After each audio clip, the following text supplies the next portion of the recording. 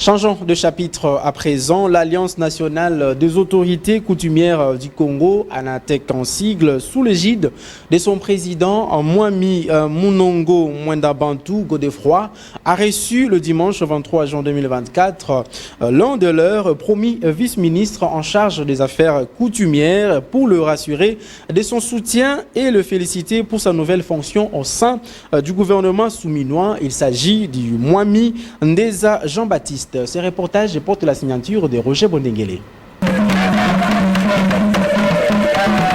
Ambiance exceptionnelle ce dimanche 23 juin 2024 en la résidence Munongo sur l'arrêt portant les mêmes noms dans la commune de Mongafula. Cela suite à une réception organisée à l'honneur de Sa Majesté Mwami Ndeza Katurebe Jean-Baptiste, promu vice-ministre de l'Intérieur en charge des affaires coutumières au sein du gouvernement souminois. Ces derniers étant membres effectifs de l'Alliance nationale des autorités traditionnelles du Congo, ANATC, que dirige Mwami Munongo Mwendabantu Godefroy, qui a pris l'engagement de l'accompagner dans ses lourdes charges et responsabilités, comme le témoigne ici Guy Kassala, conseiller principal de Mwami Mwendabantu, dans son mot de bienvenue.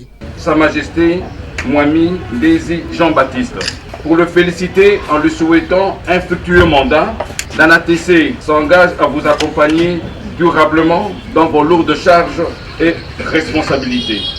Prenant à son tour la parole devant Sa Majesté Mwami Mwendabantu Munongo ainsi que l'ANATC hautement représenté, Sa Majesté Mwami Ndeza a martelé sur l'appui de l'ANATC dont il a énormément besoin pour la réussite de son mandat. Simplement, j'ai été reçu par mes pairs pour fêter la grande victoire aujourd'hui et l'écoute qu'a bien voulu nous donner le chef de l'État en nous attribuant la gestion du ministère des Affaires coutumières. S'il y a eu division, c'est à partir de nos propres enfants, nos politiciens. Nous allons nous asseoir entre les sages, c'est-à-dire les parents, pour essayer de trouver des solutions. À son tour, Mwami Munongo Mwendabantu Godefroy a remercié tous les membres de l'ANATC présents à cette cérémonie.